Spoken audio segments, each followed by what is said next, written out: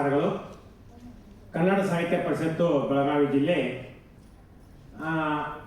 ಇವತ್ತಿನ ಅಧ್ಯಕ್ಷತೆ ವಹಿಸಿದಂಥ ಶ್ರೀಮತಿ ಮಂಗಲಾ ಶ್ರೀಶೈಲ್ ಮಠಗುಡ್ ಅವರಿಗೆ ಸಂಜೆಯ ನಮನಗಳನ್ನು ಸಲ್ಲಿಸುತ್ತಾ, ಅದೇ ರೀತಿ ಮೊನ್ನೆ ಧಾರವಾಡದಲ್ಲಿ ಒಂದು ಚೆನ್ನಮ್ಮ ಉಪನ್ಯಾಸ ಕಾರ್ಯಕ್ರಮವಿತ್ತು. ಅಲ್ಲಿ ನೀಲಪ್ಪ ಎಸ್ ವಾಲಿಕಾರ್ ಸರ್ ಅವರು ಈ ರಾಣಿ ಚೆನ್ನಮ್ಮನ ಬಗ್ಗೆ ಒಂದು PhD ಮಾಡಿದಾರೆ ಅಂತೇಳಿ ಅಲ್ಲಿ ಒಂದು ಉಪನ್ಯಾಸವನ್ನು ಕೊಟ್ಟರು. ಅವಾಗ ಅವ್ರು ನಮ್ಮ ಪರಿಚಯ ಆಯಿತು.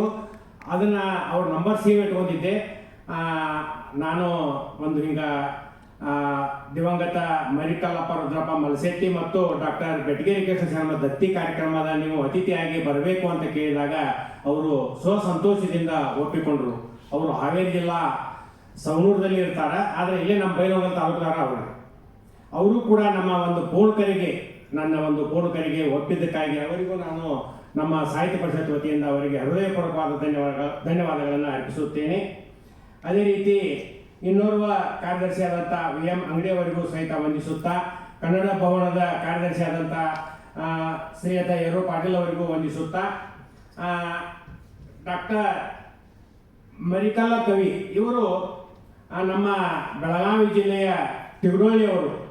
ಇವ್ರ ಫೋಟೋ ಭಾಳ ಹುಡುಕಾಡಿದೆ, ಒಟ್ಟು ಸಿಕ್ಕಿಲ್ಲ. ಅದರ ಒಂದು 20 ಪೇಜ್ ಅವ್ರು ಸಂಗ್ರಹ ಮಾಡಿ 10 ವರ್ಷದಾಗ ನಾನು ಅದನ್ನು ಸಂಗ್ರಹ ಮಾಡಿದ್ದು ಒಂದು 34 ಪೇಜ್ ಆಗೈತಿ. ಅವ್ರು ಸಂಗ್ರಹ ಮಾಡಿದೆ ಒಂದು ಯಾವ್ದಾರ ಒಂದು ಪುಸ್ತಕ ಆಗಿಲ್ಲ ಅಂತೇಳಿ ಅವ್ರ ಬಗ್ಗೆ ವರ್ಷ ಮಾಡಿದ್ದನ್ನ ಒಂದೆಲ್ಲ ಒಂದು ಪುಸ್ತಕ ಆಗಿಲ್ಲ ಅಂತೇಳಿ ಅವ್ರದ್ದೊಂದು ಭಾಳ ಸಂಗ್ರಹ ಮಾಡಿದ್ದೇನೆ. ಇಲ್ಲಿ ಅಗದಿ ಅಲ್ಪ ಪರಿಚಯವನ್ನು ನಾನು ಮಾಡಲು ಅವ್ರದ ಇಚ್ಛೆ ಪಡ್ತೇನೆ. ಚೆನ್ನಮ್ಮನ ಕಿತ್ತೂರು ಸಮೀಪದ ತಿರುವಳ್ಳಿ ಗ್ರಾಮದ ಮರಿಕಲ್ಲ ಕವಿ, ಪೂರ್ಣ ಹೆಸರು ಮರಿಕಲ್ಲಪ್ಪ ರುದ್ರಪ್ಪ ಮಲಸೆಟ್ಟಿ.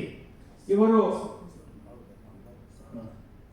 ನಮ್ಮ ಗಡಿ ಕನ್ನಡಿಗ ಪತ್ರಿಕೆಯ ಸಂಪಾದಕರಾದಂಥ ಶ್ರೀಯುತ ಸುಬ್ಬುಜಿ ಅವರು ವೇದಿಕೆಗೆ ಆಗಮಿಸಲು ಅವರಲ್ಲಿ ವಿನಂತಿಸಿಕೊಳ್ಳುತ್ತೇನೆ.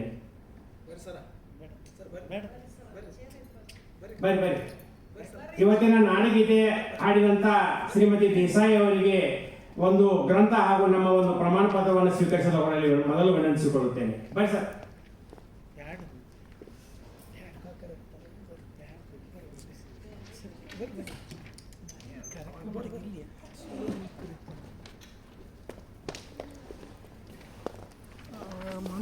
ಬೈಲಹೊಂಗಲ ನಿಕಟಪೂರ್ವ ಅಧ್ಯಕ್ಷರಾದಂಥ ಶ್ರೀಮತಿ ತಾಯಿಕೋಟೆ ಮೇಡಮ್ ಅವರು ಗ್ರಂಥ ಹಾಗೂ ಒಂದು ಪ್ರಮಾಣ ಪತ್ರವನ್ನು ಸ್ವೀಕರಿಸಲು ಅವರಲ್ಲಿ ವಿನಂತಿಸಿಕೊಳ್ಳುತ್ತೇವೆ.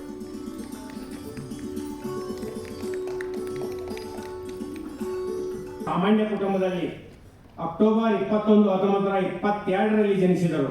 ನೋಡ್ರಿ, ಅದಕ್ಕಾಗಿ ನನಗೆ ಅದು ಫೋಟೋನ ಸಿಕ್ಕಿಲ್ಲ. 1922ರಲ್ಲಿ ಜನಿಸಿದ್ದ ಆ ಏಳಿಗೆಯಿಂದ ಅದು ಅವ್ರ ಮನೆಯೊಳಗೆ ನಾನು ಅದನ್ನು ನಡ್ಕೊಂಡ್ರು. ಕಪ್ಪು ಭಾಳ ಬರಾಕೈತ್ರಿ ಅದು. ಇವರ ತಂದೆ ರುದ್ರಪ್ಪನವರಿಗೆ ಕರಿಕಲ್ಲಪ್ಪ, ಮರಿಕಲ್ಲಪ್ಪ ಮತ್ತು ಬಸವಣ್ಣವ ಎಂಬ 3 ಜನ ಮಕ್ಕಳು. ಬಸವಣ್ಣವನನ್ನು ಸಮೀಪದ ಹಂದೂರು ಗ್ರಾಮಕ್ಕೆ ಮದುವೆ ಮಾಡಿಕೊಡಲಾಗಿತ್ತು. 1947 ಆಗಸ್ಟ್ ಅದೇ ಊರಿನ ನಾಗೇಂದ್ರವರೊಂದಿಗೆ ಮದುವೆಯಾದ ಮರಿಕಲ್ಲ ಕವಿಗೆ ಆಗಸ್ಟ್ 10, 1949ರಂದು, ಬಸವರಾಜ್ ಏಪ್ರಿಲ್ 5, 1961, ಪಾರ್ವತಿ ಜೂನ್ 1968, ಕಲ್ಲವ್ವ ಎಂಬ 3 ಜನ ಮಕ್ಕಳು. ಬಸವರಾಜ್ ಉಚ್ಚ ಶಿಕ್ಷಣ ಪಡೆದು ಹೊಸಪೇಟೆಯ ವಿಜಯನಗರ ಕಾಲೇಜಿನ ಕನ್ನಡ ಪ್ರಾಧ್ಯಾಪಕರಾಗಿ ಜನಪದ ಸಾಹಿತ್ಯ ಹಾಗೂ ರಂಗಭೂಮಿಯ ವಿದ್ವಾಂಸರೆನಿಸಿ ಹಲವು ಪ್ರಶಸ್ತಿ ಗೌರವಗಳಿಗೆ ಭಾಜನರಾಗಿ ನಿವೃತ್ತಿ ನಂತರ ಜೂನ್ 28, 2014ರಂದು ನಿಧನರಾಗುತ್ತಾರೆ. ಈ ಮುಂಚೆ ಮೇ 29, 1999ರಲ್ಲಿ ಮರಿಕಲ್ಲ ಕವಿ ಕೂಡ ನಿಧನರಾಗಿದ್ದಾರೆ.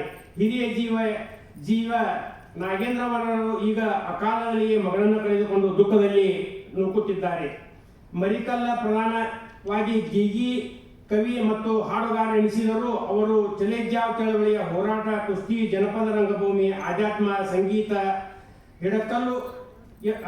ಹಿಡಿಕಿಕಲ್ಲು ಎತ್ತುವುದು ಇತ್ಯಾದಿ ಕ್ಷೇತ್ರಗಳ ಬಗೆಗಿನ ಆಸಕ್ತಿ ಒಂದು ಕಾಲಘಟ್ಟದ ಸಾಂಸ್ಕೃತಿಕ ಚರಿತ್ರೆ ಕಟ್ಟುವುದಕ್ಕೆ ಅಪರೂಪದ ಪ್ರೇರಣೆ.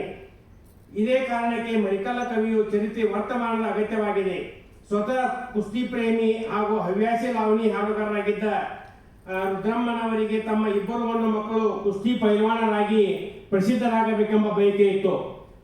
ಇವ್ರದ್ದು ಭಾಳ ಪರಿಚಯ ಇದೆ ರೀ. ಅದಕ್ಕಾಗಿ ಇವರು ನಮ್ಮ ಒಂದು ದತ್ತಿ ನಿಧಿಯನ್ನು ಅವಾಗ ಅತಿ ಅಲ್ಪ ದತ್ತಿ ನಿಧಿಯನ್ನು ಜಾನಪದ ಗೀತ ಗಾಯನಕ್ಕೆ ಅವರು ನಮ್ಮ ಒಂದು ದತ್ತಿ ನಿಧಿಯನ್ನು ಇಟ್ಟಿಡುತ್ತಾರೆ. ಅವರಿಗೆ ನಮ್ಮ ಕನ್ನಡ ಸಾಹಿತ್ಯ ಪರಿಷತ್ ವತಿಯಿಂದ ಅವರಿಗೂ ಹೃದಯಪೂರ್ವಕವಾದ ಧನ್ಯವಾದಗಳನ್ನು ಅರ್ಪಿಸುತ್ತೇನೆ. ಇನ್ನೊಬ್ಬರದ್ದು ದತ್ತಿ ಕಾರ್ಯಕ್ರಮ. ಅವರು ಎಲ್ಲರಿಗೂ ಗೊತ್ತಿದ್ದಂಥವರು ಬೆಟಗೇರಿ ಕೃಷ್ಣ ಶರ್ಮಾ ಅವರು.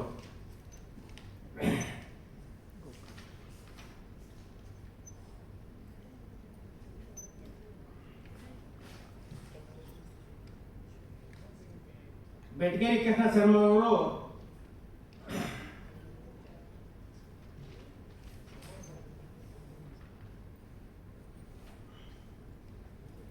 ಆನಂದ ಕವಿ ಅಂತ ಹೇಳಿ ಸುಪ್ರಸಿದ್ಧವಾದಂಥ ನಮ್ಮ ಒಂದು ಗೋಕಾಕ್ ತಾಲೂಕಿನವರು. ಇವರು 1916 ಜನಿಸಿರ್ತಾರೆ. ಬೆಟಗೇರಿಯಲ್ಲಿ ಜನನ ಆಗ್ತದೆ. 1914 ಪ್ಲೇಗ್ನಿಂದ ಬಳಲಿಕ್ಕೆ ಆಗ್ತದೆ. 1915 ಹನುಮಂತರಾವರ ಅಣ್ಣ ಹನುಮಂತರಾವರ ಸಾವು ಆಗ್ತದೆ. 1917 ಮುಲ್ಕಿ ಪರೀಕ್ಷೆ ಪಾಸ್ ಮಾಡ್ತಾರೆ. 1911 ಪ್ರಭಾತದಲ್ಲಿ ಭಕ್ತಿ ಕುಸುಮಾಂಬಳಿ ಪ್ರಕಟಣೆ ಆಗ್ತದೆ. 1919 ಕಿತ್ತೂರಿನ ನರಸಿಂಹರಾಜ ಪುಣೇಕರ್ ಅವರ ಶಿಷ್ಯತ್ವವನ್ನು ಒದಗಿಸುತ್ತಾರೆ. 1921 ಸ್ವರಾಜ್ಯ ಆಶ್ರಮದ ವಾಸ, ಅಸಹಕಾರ ಚಳವಳಿಯಲ್ಲಿ ಭಾಗಿ ಮತ್ತು ಬೆಳಗಾವಿಯ ರಾಷ್ಟ್ರೀಯ ಶಾಲೆಯ ಶಿಕ್ಷಕರಾಗಿ ಸೇವೆ ಸಲ್ಲಿಸ್ತಾರೆ. 1922 ರಾಣೆಬೆನ್ನೂರಿನ ಜಿಲ್ಲಾ ರಾಜಕೀಯ ಪರಿಷತ್ತಿನ ಡಾಕ್ಟರ್ ಶಂಭಾ ಜೋಶಿ ಅವರ ಪರಿಚಯ ಅವರೊಂದಿಗೆ ಧಾರವಾಡಕ್ಕೆ ಬಂದಾಗ ಡಾಕ್ಟರ್ ದ.ರಾ. ಬೇಂದ್ರೆ ಅವರ ಮೊದಲ ಪರಿಚಯ ಮಾತೃಭೂಮಿ ಸಂಪಾದಕತ್ವದಲ್ಲಿ ಪುಸ್ತಕವನ್ನು ಪ್ರಕಟಣೆ ಮಾಡ್ತಾರೆ. 1924 ಬೆಳಗಾವಿಯ ಕಾಂಗ್ರೆಸ್ ಅಧಿವೇಶನದಲ್ಲಿ ಸ್ವಯಂ ಸೇವಕರಾಗಿ ಕೆಲಸ ಮಾಡ್ತಾರೆ. ಆನಂತರ 1925 ಸ್ವಧರ್ಮ ಪತ್ರಿಕೆ ಸಂಪಾದಕರಾಗಿ ಗೆಳೆಯರ ಗುಂಪಿನ ಸದಸ್ಯತ್ವವನ್ನು ಪಡೆದು ಬೆಳಗಾವಿಯ ಸಾಹಿತ್ಯ ಸಮ್ಮೇಳನ ಮುಂದಾಳುಗಳಾಗಿ ಕೆಲಸವನ್ನ ಮಾಡ್ತಾರೆ. 1928 ಮಣಗುತ್ತಿಯ ತುಳಸಾಬಾಯಿ ಇವರೊಂದಿಗೆ ವಿವಾಹವಾಗಿ 1929 ಬೆಳಗಾವಿಯಲ್ಲಿ ಸೇರಿದ ಕವಿ ಸಮ್ಮೇಳನದ ಸ್ವಾಗತ ಅಧ್ಯಕ್ಷರಾಗ್ತಾರೆ. 1935 ಮನೋಹರ ಗ್ರಂಥಮಾಲೆಯ ಪ್ರಾರಂಭ ಮಾಡ್ತಾರೆ. 1938 ಜಯಂತಿ ಪತ್ರಿಕೆಯನ್ನ ಪ್ರಾರಂಭ ಮಾಡ್ತಾರೆ. ತಮ್ಮ ವಿಜಯೇಂದ್ರ ಮರಣ ಹೊಂತಾನ. ಆನಂತರ ಜಮಖಂಡಿ ಒಳಗ ಕವಿ ಸಮ್ಮೇಳನದ ಅಧ್ಯಕ್ಷತೆಯನ್ನು ವಹಿಸುತ್ತಾರೆ. 1939 ಕರ್ನಾಟಕ ವಿದ್ಯಾವರ್ಧಕ ಸಂಘದ ಕಾರ್ಯಕಾರಿ ಮಂಡಳಿಯ ಸದಸ್ಯರಾಗಿಯೂ ಆಯ್ಕೆ ಆಗ್ತಾರೆ. 1940 ಕರ್ನಾಟಕ ವಿದ್ಯಾವರ್ಧಕ ಸಂಘದ ಕಾರ್ಯದರ್ಶಿ ಆಗಿ 1948 4ನೇ ಕನ್ನಡ ಸಣ್ಣ ಕಥೆ ಸಮ್ಮೇಳನ ಸ್ವಾಗತ ಅಧ್ಯಕ್ಷರಾಗ್ತಾರೆ. 1950 ಗೌರೀಶ್ ವಾಚನಾಲಯ ಸಂಪಾದನೆ ಹರಪನಹಳ್ಳಿಯ ಮೊದಲ ಜನಪದ ಗೋಷ್ಠಿ ಅಧ್ಯಕ್ಷತೆಯನ್ನು ವಹಿಸುತ್ತಾರೆ. 1951 ಮಗಳ ಮದುವೆ ಕಾದಂಬರಿಗೆ ಮುಂಬೈ ಸರ್ಕಾರ ಬಹುಮಾನವನ್ನ ಘೋಷಿಸುತ್ತದೆ. 1956 ಇವರ ಪತ್ನಿ ವಿಯೋಗ ಆಗ್ತಾರೆ. ಆನಂತರ ಧಾರವಾಡದಲ್ಲಿ ಸೇರಿದಂತಹ ಕಥೆ ಕಾದಂಬರಿ ಸಮ್ಮೇಳನದ ಸ್ವಾಗತ ಅಧ್ಯಕ್ಷರು ಆಗಿರ್ತಾರೆ. 1967 ಕರ್ನಾಟಕ ವಿದ್ಯಾಲಯ ಧಾರವಾಡ ಇದರ ಕನ್ನಡ ಅಧ್ಯಯನ ಪೀಠದಲ್ಲಿ ಬ್ರಾಹ್ಮಣ ಶಾಖೆಯಲ್ಲಿ ಪ್ರಧಾನ ಸಂಶೋಧಕರಾಗಿ ಸೇರ್ತಾರೆ. 1971 ರಾಜ್ಯ ಸಾಹಿತ್ಯ ಅಕಾಡೆಮಿ ಪ್ರಶಸ್ತಿ, ನಾಗಮಂಗಲದ ಅಖಿಲ ಕರ್ನಾಟಕ 4ನೇ ಜಾನಪದ ಸಾಹಿತ್ಯ ಸಮ್ಮೇಳನ ಅಧ್ಯಕ್ಷತೆಯನ್ನು ವಹಿಸುತ್ತಾರೆ. 1973 ಧರ್ಮಸ್ಥಳದಲ್ಲಿ ಸಾಹಿತ್ಯ ಸಮ್ಮೇಳನದ ಅಧ್ಯಕ್ಷತೆ ಹಾಗೂ ಇವರಿಗೆ ಸನ್ಮಾನವೂ ಲಭಿಸುತ್ತದೆ. 1974 ಕರ್ನಾಟಕ ವಿಶ್ವವಿದ್ಯಾಲಯ ಡಾಕ್ಟರೇಟ್ ಪದವಿಯನ್ನು ಪಡೆಯುತ್ತಾರೆ. 1977 ಅನಾರೋಗ್ಯದಿಂದ ಪಾರ್ಶ್ವವಾಯು ಪೀಡಿತರಾಗ್ತಾರೆ. 1980 ಕನ್ನಡ ಸಾಹಿತ್ಯ ಪರಿಷತ್ತಿನಿಂದ ಸನ್ಮಾನವೂ ಸ್ವೀಕರಿಸ್ತಾರೆ. 1982 ಬೆಳವಲ ಅಭಿನಂದನಾ ಗ್ರಂಥವನ್ನು ಸಮರ್ಪಣೆ ಮಾಡ್ತಾರೆ. 30/10/1982 ದೇಹ ತ್ಯಾಗ ಮಾಡ್ತಾರೆ. ಇವರು ಈ ಒಂದು ಸಣ್ಣ